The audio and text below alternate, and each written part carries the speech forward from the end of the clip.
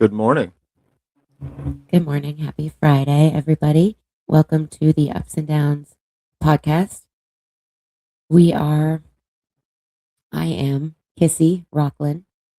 Irv This Rockland. is Irv Rockland. And how about a little intro about ourselves in our fictitious home?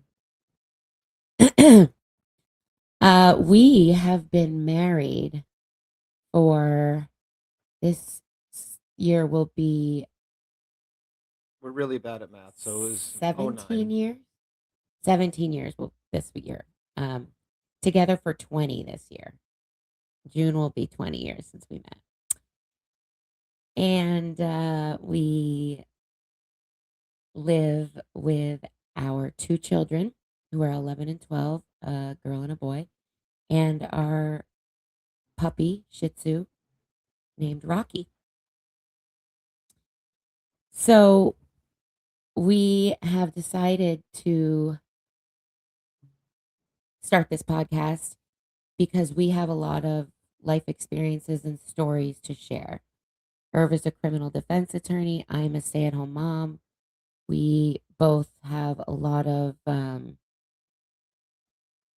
history with topics that we think are very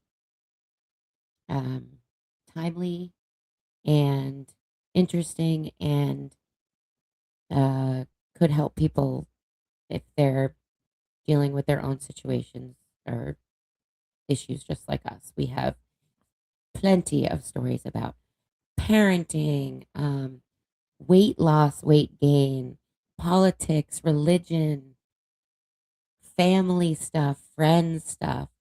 And today, for our inaugural episode, we are going to talk about estrangement because it seems like there's a lot of chatter, at least on the parts of the internet that I'm on, Instagram namely, where people think that estrangement is a trend right now. And we would like to talk about our experiences with estrangement. We have estrangement from my family of origin, and we have friend estrangement too. So, which one should we start with? Family or friends? Well, everybody's got family. I think everybody's got friends. I hope so. Um, Hurts to be estranged from either one of them. Mm-hmm. At first, I think it Mm-hmm. can feel better in the end, but at first it's going to hurt just because you're so used to having these people around. You're told they should be around. You are made to feel guilty if they're not around. So it's tough. But what I mean, I guess to define it a little bit further, estrangement is the idea of that these are people, friends or family, who are in your life.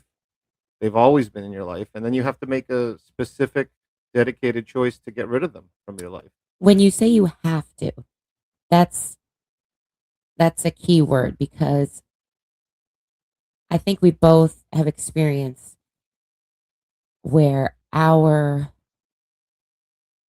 I don't know how else to say it except that, like, for me in particular, my soul would not let me continue on the way that the relationship was going. I had to try and get my voice heard in this relationship, and I know it's the same with you. And in both instances, our attempts to change or alter the way that we lived in these relationships were completely, like, the boundaries that we tried to set were not respected in any way. And so there just comes a time when, if you really are able to be in tune with yourself and listen to yourself, there's no other choice. It becomes where staying in the relationship is so much harder. There's those quotes that are like, choose your heart, right? When we talk about like weight loss, it's hard to be overweight and it's hard to be in a deficit and lose weight. Both are hard. Choose your heart.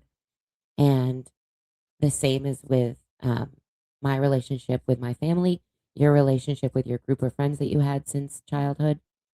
We had to choose our hard, and we both chose peace, frankly. Yeah, but I think to be clear, it's not something you choose right off the bat, right? You have to explore whether or not there are some more incremental changes that could be made to preserve the relationship if there is something good to preserve in it, right? And it's a balancing test. You have to see how much good is there currently versus how much bad is happening because of it. Right, And the good can't just be all good from the past, right? Like it's right, nice that there were things that happened that were happy in the past, right. and you don't have to necessarily forget all those, or you can keep those positive memories.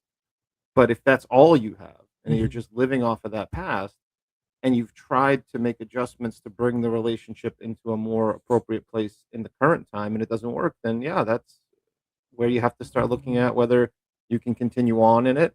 And if you do continue on, are you being real, or are you being some fake version of yourself in order to make it work for other people? And if you come to that conclusion and they won't change and you don't want to change in a way that is inauthentic, then yeah, you're going to have to be apart. Right. Yeah. Because there's nothing more frustrating than trying to change somebody else who doesn't want to change. In almost 20 years of doing criminal defense work, I've dealt with a ton of addiction. I've seen it up close and personal. And you can be addicted to a substance, but you can also be addicted to a relationship Yeah. because of how it makes you feel in a good way, because of how it makes you feel in a bad way. You're just addicted to that feeling. Yeah. And so if you can't make the hard choice to say, yes, it's going to be difficult to stop this relationship, but it's going to be better on the other side, Right. then you're stuck suffering with the consequences all Right. the time. And it hurts, and it doesn't feel good to be unseen, unwanted, unappreciated in whatever that relationship is that you're stuck in. Right. And if you have, most of us have a role that they play in their families or maybe with their friends. And for me in particular, when you're born into a family who was already sort of established, um, when I was born, my parents had already been married for 15 years, and my sisters were 10 and 7. And I mean, our stories are different, but I was, one of my parents was a narcissist, and it was a very cult like uh, family dynamic where you don't need any reason other than this is your family. Nothing else matters. If you're upset, get over it because this is your sister or this is your mother or this is your father. You're not allowed to bring up any problems that you have. Uh, you're not allowed to change anything. You're not allowed to be upset. You just have to go along with the way that things have gone, even if they feel toxic to you or they don't align with your values. And for us, I know that once we had kids and we started raising these kids, it was impossible for us to then be involved in these other relationships that just don't align with the values that we're teaching our kids. It felt very like It feels uh, fraudulent. You feel like a fraudulent, fake. Yeah. You're telling your kids inauthentic. one Right, thing and you're doing a completely other right, thing. right. So everything that we have done is really for our children, if you really think about it, because we want to model behaviors that we would like them to um, have as they grow older, because they do absorb and see everything. And so that's a lot of pressure. And it makes you question, or it should, I think, make you question relationships, question how you show up in the world, question what you're modeling to your children. Right. So let's talk about, let's choose either the friends or the family to talk about first. Let's talk about family. Okay. Because there's in the news even, there's a lot going on with family, Brooklyn Beckham and his family, and I'm happen to be reading Spare, the book by Prince Harry. So the royal family and the Beckhams, I see very much as cult-like, where, like, Brooklyn said that his family, everything was for show, and everything was performance, and you just had to show up for the family and look your part and act your part. And I understand, I guess a lot of people are like, well, he's a billionaire. Like, what problems can he have? But, and same with Harry. But as I'm looking into their stories, they just sound and feel so familiar to me because, and obviously I don't have the money that they had, but I don't think money, just because you're rich, I don't think that means that you have to deal with the abuse that is this, these cults, these little, well, the royal family's not little, but my little family cult. Um, so I grew up in a family where lying was very normal, and they would call it white lies, and they would say everyone does it, so we can do it.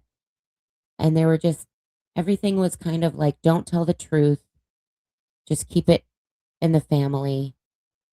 Have outward appearances look like we're the closest, most affectionate, most loving, caring, kind family. And there's a lot of love bombing there. There's a lot of words that sound really good, a lot of I love yous.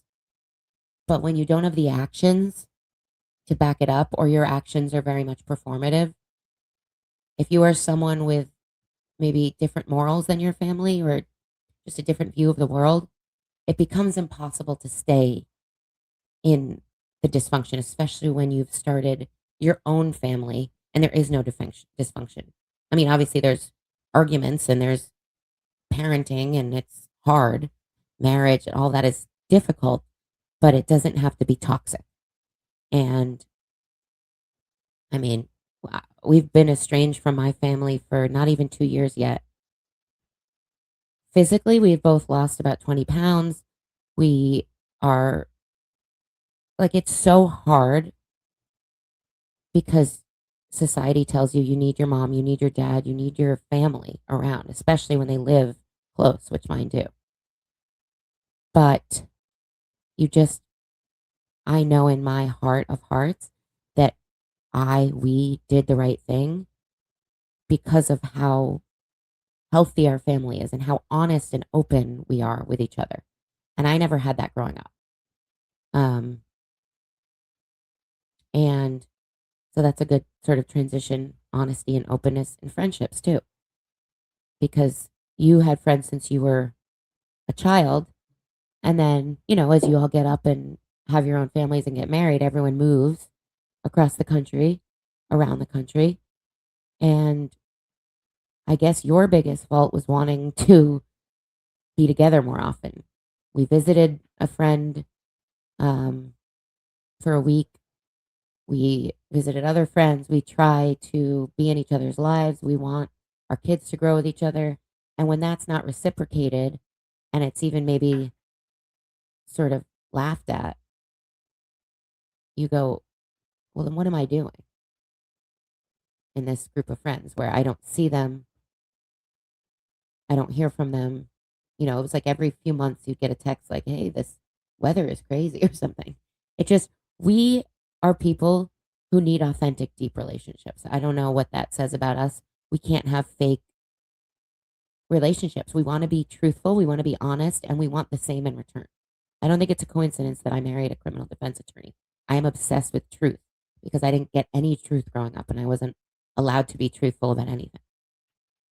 Yeah, I mean, I think it is difficult when you finally figure out that being your true self is not compatible with what people in your life have expected from you, and then they are very reluctant to allow you to change because if you change, then they have to change. And They have to look inward. yeah, it makes them have to reflect on some of their People behaviors don't and like to do that. decisions. And so I think that in the estrangement that you've experienced, you know, there's some parts of the story that are still missing, but the idea is that you tried very much so to communicate the issues you were having under the current and past dynamics, repeatedly. and people didn't want to hear it. They just did not have any desire to look into that and say, maybe I could have acted differently or maybe I should act differently. And I just think that, like trying to force an addict to get clean, you can't force someone to evaluate themselves and their behavior. They have to want to do that. Right. And that you can do the best you can in terms of being clear with them about your issues with the behavior. But again, if it's just going to be, well, I don't want to go back into the past, or I don't want to deal with this, or you're just being overly sensitive. If that's always the refrain you get back, then at some point you have to wonder, why am I going to keep doing this to myself? Right. And so you have to step aside from that. But it's really tough. It shouldn't be the de facto default option, and it shouldn't be something that you do lightly. But it's really hard also to stay in a bad dynamic like that, a toxic dynamic. It's very bad for your health. It's very, I mean, I had lockjaw that I got Botox on to fix, but I had horrible lockjaw, uh, gut issues, you know, hormone issues. Stress can wreak havoc on your body. And, you know, we're going to do an episode maybe next about weight ups and downs. Every episode is about ups and downs. But we were both overweight growing up. When you grow up in a family where maybe just honesty and truth isn't looked at in the same way that you view it, and there's other stressors, it can show up physically. Um, but so the ups and downs of estrangement, because that's what this show is called, ups and downs. The downs, I can say, are loneliness, even though we're not lonely necessarily. We have each other, we have our kids, we have a community around us. But when you go from having parents who love bomb you for 40 years and then it's just boom, gone, it can feel lonely, or you can think that you're feeling lonely. I guess the word maybe isn't lonely, it's just different. What are other downs? Other downs, I think there's a lot of societal Yeah, pressure that people judge you and they think you must be the problem. the problem, or you must be unwilling to just fit in and go along. And especially if there's a group of people on the other side, that's really easy for them to make you feel that way because everybody else is okay with the way the boat's going, and you're trying to have it go a different way. Right. So that's tough. Um, I think it's also tough to feel like you have to give up all the memories, like because it's unusual that every single part of a relationship is bad. Maybe Right. there is, right? I mean, obviously, in a purely abusive sense, if that's all Sure. there is. But we're not, But this neither of was, us do. this wasn't that way for you, and for me with my friends, there were good times too. Right. So It it is does hard. suck to like it kind of taints the memories and feelings about the good times because now you see these people differently too. Correct.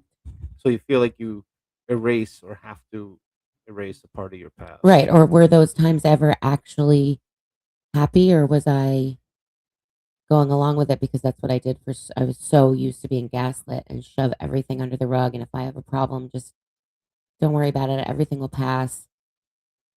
Um, it's hard to live that way, but you get used to living a certain way. So it's a big change. Other downs, I mean, for me in particular, uh, the kids, it was excruciating to have them not have cousins in their life anymore in the way that they were. Um, that's not something I wanted. I obviously hoped that the adults could let the kids figure stuff out, but maybe that'll happen in the future. However, I, it's the ups and downs really of estrangement where you go from thinking things like, wow, I took my kids away from their cousins, but really what I did was protect my kids from being around the kind of lying, cheating, stealing that I grew up with that I don't want for my kids. And everyone can make their own decision about what they want for their children. For us, there was a it, it wouldn't have made sense to allow our kids to keep going and being with people who don't respect their parents. I mean, that's the bottom line. I was not respected in any way by my family, and it's not healthy to have your kids see you being disrespected over and over and over. It's just, Right. I'm sure there's marriages where maybe one parent is disrespectful to the other. Thank God we don't have that. But my kids were seeing me be completely disrespected over and over. And they're very um, They're sponges. They perspective, really, yeah, but they're. especially like our kids are very perceptive, at least. Yeah. Uh, and then any other downs before we get to the ups, Hmm. like particularly with your friends? I don't know. I think you covered it. I mean, you feel left out in a way because you Yeah. think this group is still going on without you, but that's what you asked for, right? You Right. want it to not keep going on with you. So, Right. oh, I think that's about it. Yeah. It's just kind of wishing you had the kind of relationship that you want and that you're trying to create with your own family, which is a close, honest, open, um, respectful relationship. The ups of estrangement, oh, really, freedom, especially if like Freedom. my family was just so controlling my entire life. I could do an entire episode about all the things I did just because I was told to. And so having the freedom to make our own decisions and, you know, to not have to say, what do you guys think about this choice that we're making when we're in our 40s and raising our kids? Like, No, to be fair, I don't think you were ever really asking them that. They were just constantly, that's true. independently deciding to tell you how they felt about every choice. That's true. Every single choice. And I also, there was a lot of triangulation growing up. There were three of us sisters, and triangulation happens a lot, but we were pitted against each other constantly. So it was kind of like a lose lose situation because I, in particular, I had these two older sisters who were either very, very close or fighting. And then I had my parents who I would go to anytime they were fighting or close because if they were fighting, they would want me to be in the middle of it. And if they were close, they would they would get even closer by sort of tormenting and bullying me. So I would go to my parents, and there's this whole triangulation that happens when siblings are pitted against each other. So there was a lot of that, and I did not want my kids to see or to think that that was ever okay. That you can hate your sibling and be so nasty and mean, physical, or saying just horrible things, and then just sweep it under the rug. It doesn't work, and that's why it keeps coming up over and over. And the bitterness that they have after a long time of being siblings, I don't want that for my kids. And our kids bicker, but they don't really fight. What else? Well, I think in choosing to be estranged, you by default have to live up to the standard that you set in a way, Right. Oh right? my Like god, it'd be that's weird to be estranged and then continue to repeat the same right. behaviors and patterns. So Wow. I think that the up is that it enforces a higher standard for you afterwards so that you don't repeat that same behavior. Wow, that's And a good point. I need to like think about that for a second. Totally. Which is like we want high standards for ourselves and our kids, so that's a good thing. But it is, yeah, I never thought about it like that.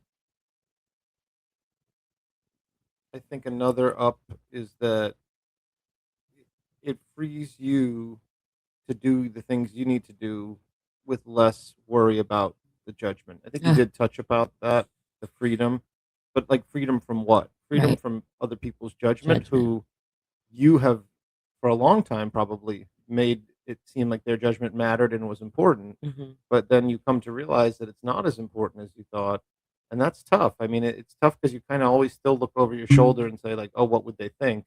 Right. Until you don't. I mean, I think I've gotten to a point with a lot of people where I don't do that, but it's hard. And the closer the relationship, the longer the relationship, the more difficult it is to eventually move past that. But when you do, I think it feels really good because then your actions are not performative for somebody else. Your actions are your authentic actions. Absolutely.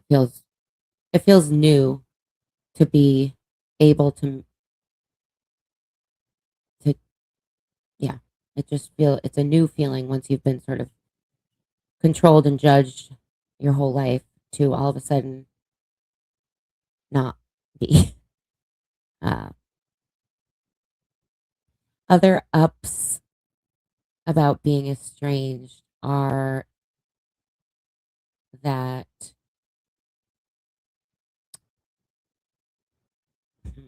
Well, I think one other thing just occurred to me. You prioritize the good relationships more. Since you have now defined for yourself what a good relationship is and what a bad relationship is, I think you hopefully in the ones that you decide to keep, you elevate and respect and appreciate the people who treat you well and that you treat well more than you would have had you not seen the downside. absolutely. You see what it is like to be disrespected in a relationship and you don't want that anymore. And then you start to become closer with people who respect you and who, what's another word for it? They treat you well. I don't know how else to say it. Yeah, that's a great point. All right. So that's our first attempt. All right, that's our first attempt at this podcast, Ups and Downs. Oh, and perfect. It's almost 30 minutes. I think that's great. Nobody We has an attention span for more than right, 30 minutes. right. So we hope you all enjoy, and we are going to bring you another episode or two next week. Please like and subscribe. Oh yeah, that thing's super annoying, but I guess it maybe No, gets people to do it. yeah. And we hope everyone has a wonderful weekend Stay and warm out there. stay warm out there.